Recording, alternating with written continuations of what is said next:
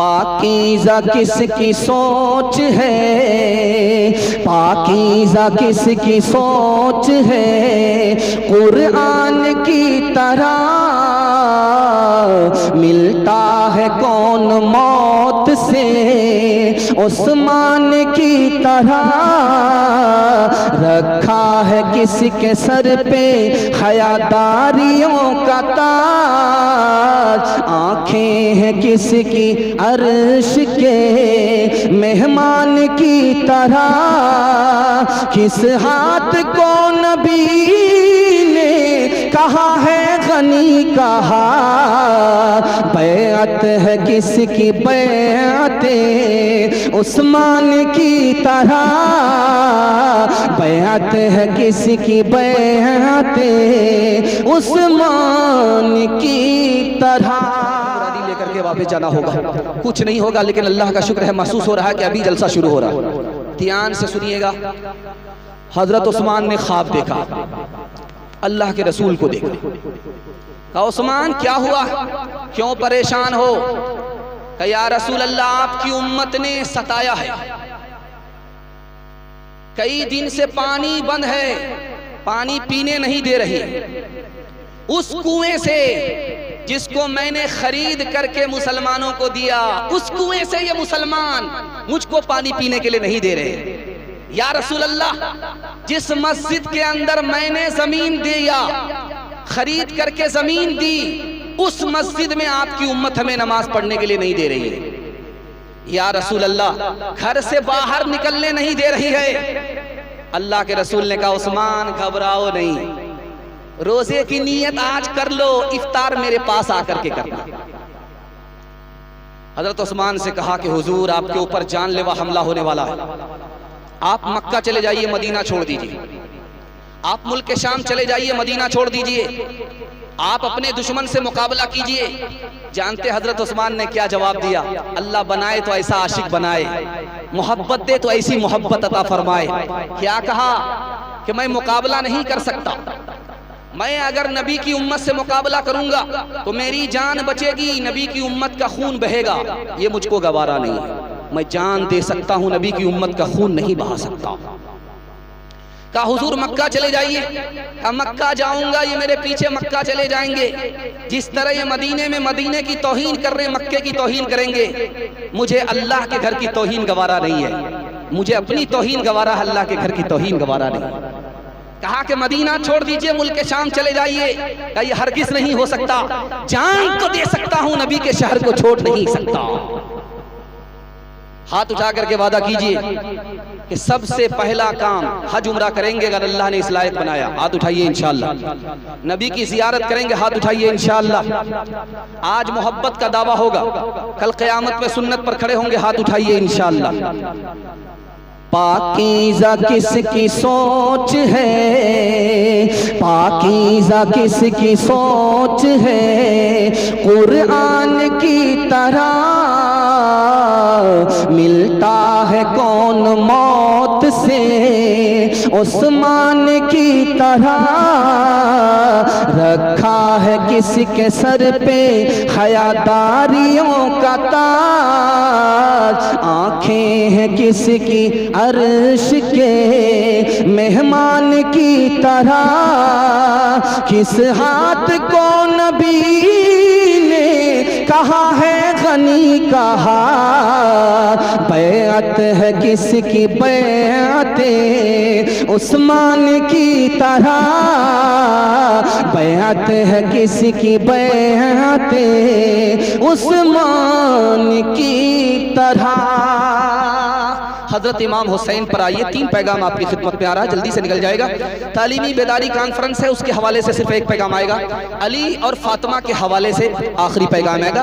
मुश्किल से 15 से 20 मिनट में मेरे हिस्से का जलसा मुकम्मल हो जाएगा। सुनने के लिए तैयार है? जोश के साथ हाथ उठाइए इंशाअल्लाह। आप भी सोचेंगे हाथ में दर्द हो जाएगा, क्योंकि आपको नींद का बहुत देर तक झटका लगा है, इसलिए मैं आपको इस हाल में अगर छोड़ दूं तो सिवाय जनाजा पढ़ाने के और कोई मौका हमको नहीं मिलेगा। ध्यान से सुनिएगा, जल्दी से निकल जाए। अल्लाह जज़ाए खैर दे, बहुत अच्छा आप सुन रहे। तालीमी बेदारी कॉन्फ्रेंस है, इसके हवाले से आप पैगाम सुन लीजिए। निकाह हो गया एक औरत का, नमाज पढ़ती है, बेनमाजी से निकाह हो गया, पढ़ी लिखी नहीं है। क्या कहती है, वाह रे खुदा, क्या तेरी शान है, मैं ऐसी नमाजी और तू ऐसे बेनमाजी से मेरा निकाह करा दिया। पढ़ी लिखी जब नहीं होगी तो खुदा की शान में भी गुस्ताखी करेगी। बेटी बेवा हो गई, दामाद का इंतकाल हो गया। अब लोगों ने कहा कि जवान बेटी है, दोबारा निकाह कर दो, सुन्नत है, नबी की सुन्नत है, जवान बेटी का दोबारा निकाह करो। तो क्या कहती है, जवान बेटी का निकाह करें, बेवा का निकाह करें, भाई नबी की सुन्नत है। का वो नबी नमाज रोजे के नबी हैं, शादी ब्याह के नबी नहीं है। देखिए, जब औरत पढ़ी लिखी नहीं होती तो नबी की शान में भी गुस्ताखी करती है। तीसरा नमूना दिखाने के लिए जा रहा हूं, बहुत ध्यान से इसको सुनिएगा। अकबर के बादशाह औरंगजेब के दरबार में एक औरत खड़ी है, उसका कसूर क्या है, जुर्म क्या है, 4 मर्दों से निकाह कर लिया है। बादशाह ने कहा, ओ बदतमीज औरत, ओ बेहया औरत, तुमने औरत होकर के 4 मर्दों से निकाह कर लिया। तो कहा, क्या गलत किया? जलसे में गई थी, रंगपुरा का जलसा सुना था, उसमें मसला मालूम हुआ, उसी पर अमल किया। अब बादशाह सर पकड़ करके बैठ गया, कितनी बेहया औरत है, चोरी भी कर रही, सीनाजोरी भी कर रही। क्या जलसे में क्या सुना था? क्या सुना ये था कि लोग जिना क्यों करते हैं जबकि 4 शादी की इजाजत है। क्या ये मर्दों के लिए कहा था कि औरत के लिए कहा? हम उसके बाद तो होटल चली गई थी हलवा पूड़ी खाने के लिए, मैंने यहीं तक सुना था। तो बादशाह ने कहा, आइंदा पूरा बयान सुनना, अधूरा बयान मत सुनना, आधा तितर और आधा बटेर। जब औरत पढ़ी लिखी नहीं होती, इस्लाम का मजाक उड़ाती। चौथा नमूना ध्यान से सुनिएगा। मर्द 1 तलाक दिया, औरत खड़ी है, 2 तलाक दिया, औरत खड़ी है, 3 तलाक दिया, औरत खड़ी है। तो मर्द ने कहा, जाती क्यों नहीं हो? कहा, तू कितनी भी तलाक दे दे, मैं तलाक लेती ही नहीं। ध्यान से सुनिएगा, चौथा नमूना आपकी खिदमत में आ रहा है। लखनऊ में एक बहुत बड़े आलिम थे, अपनी बीवी से जब खफा हो गए तो कहा कि तू बहुत बदतमीज है, मेरे यहाँ रहते हुए तू बूढ़ी हो गई, लेकिन अभी तक तू सुधर करके नहीं दिया। कहा, कमबख्त तो तू है, कमबख्त मैं नहीं। अगर मैं कमबख्त रहती तो मेरा आलिम से निकाह नहीं होता, कमबख्त तो तू है कि जाहिल से तेरा निकाह हो गया। आखिरी नमूना आपकी खिदमत में है, रात का वक्त है, सुबह हो रही है, बादशाह को 4 बीवी, मालूम करना था कि कौन पढ़ी लिखी है, कौन जाहिल है। पहली बीवी के पास आकर के कहता है कि सुबह हो रही, कहाँ हो रही है? कहा, कैसे पता चला? कहा कि मुंह में पान था, मजा बदल गया। बड़ा खुश हुआ कि अल्लाह समद, कितनी नफीस तबीयत की है, पढ़ी लिखी, बड़ा खुश हुआ, सुभान अल्लाह बोला। उसके बाद दूसरी औरत के पास आया, कहा कि सुबह हो रही, कहाँ हो रही? कहा, कैसे पता चला?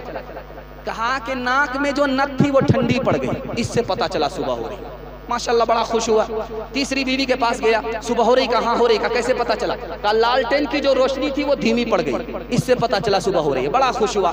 अब चौथी बीवी के पास आया जो पढ़ी लिखी नहीं थी, उससे पूछा कि सुबह हो रही है? कहा कि हाँ हो रही है। का कैसे पता चला? का जैसे रोज पता चलता है, पखाना आ रहा है, पेशाब आ रहा है, इससे पता चल रहा है। ये मदरसा खुल रहा है, अपनी बच्ची को यहाँ भेजेंगे, जाहिल नहीं रखेंगे, हाथ उठाइए इंशाअल्लाह। बेटा स्कूल के झूले में, बेटी चूल्हे पर होगी, हाथ उठाइए इंशाअल्लाह।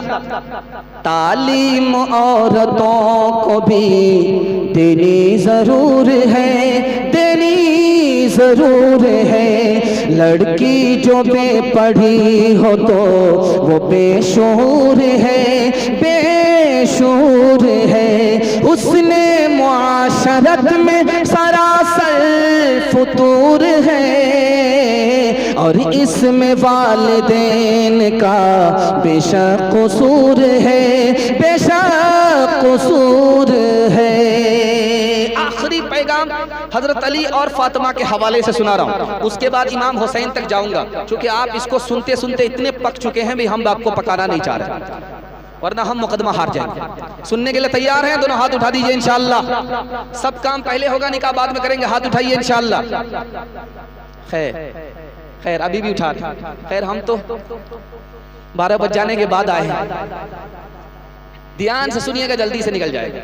हजरत अली ने अल्लाह के रसूल के पास आकर के एक सवाल किया, ये बताइए अली से आपको ज्यादा मोहब्बत है या फातिमा से ज्यादा मोहब्बत है? सवाल देखिए कितना खतरनाक है, लेकिन अल्लाह के रसूल ने कितना प्यारा जवाब दिया, आपको सुनकर के हैरत होगी। अली दामाद है, फातिमा बेटी है। अली का सवाल है, दामाद का सवाल है कि ये बताइए कि फातिमा से आपको ज्यादा मोहब्बत है या अली से ज्यादा मोहब्बत है? अल्लाह के रसूल ने कहा कि अली, फातिमा से ज्यादा मोहब्बत है, आपसे ज्यादा फातिमा से मोहब्बत है, लेकिन फातिमा से ज्यादा आपकी इज्जत है। दूसरा सवाल सुनिए, ध्यान से सुनिएगा। फातिमा आई, कहा या रसूल अल्लाह, आपने अली से मेरा निकाह कर दिया, अली की तो आंख कमजोर है। कहा बेटी, अली से तुम्हारा निकाह हुआ है जो मेरे खानदान में सबसे पहले इस्लाम लाया। बेटी, अली से तुम्हारा निकाह हुआ जो मेरे खानदान में सबसे ज्यादा इल्म वाला था। बेटी, अली से तुम्हारा निकाह हुआ है जो मेरे खानदान में सबसे ज्यादा अखलाक वाला था, नरम आदमी था। बेटी, सूरत को मत देखो, सीरत को देखो। फातिमा आ गई। अल्लाह के रसूल ने कहा बेटी ये बेमौका कैसे आई? कहा अली से खफा होकर के। कहा कि बेटी, अली तुम्हारे शौहर हैं, मैं तुम्हारा बाप हूं। अली की इजाजत के बगैर मेरे घर में अगर कदम रखोगी तो दरवाजा बंद मिलेगा, खुल नहीं सकता। बेटी, इसी वक्त जाओ, अली से माफी मांगो। अगर तुमने माफी नहीं मांगी, अली ने तुम्हें माफ नहीं किया, तुम्हारा इंतकाल हो गया, बेटी मैं जिंदा रहा तो तुम्हारी नमाज जनाजा पढ़ाऊंगा भी नहीं, पढ़ूंगा भी। तीसरा नमूना जरा ध्यान से सुनिएगा, किस तरह उन लोगों ने जिंदगी गुजारी। अहले बैत का इस दुनिया से कैसा ताल्लुक था, ये दिखाने के लिए चाह रहा हूं। अली ने कहा कि जल्दी से जाओ फातिमा, नबी के पास गुलाम आए हैं, बांदी आई है, नौकरानी आई है, एक नौकर लेकर के आ जाओ, एक नौकरानी लेकर के आ जाओ। फातिमा गई, वापिस आ रही हैं। अली ने पूछा कि खाली हाथ आ रही हो?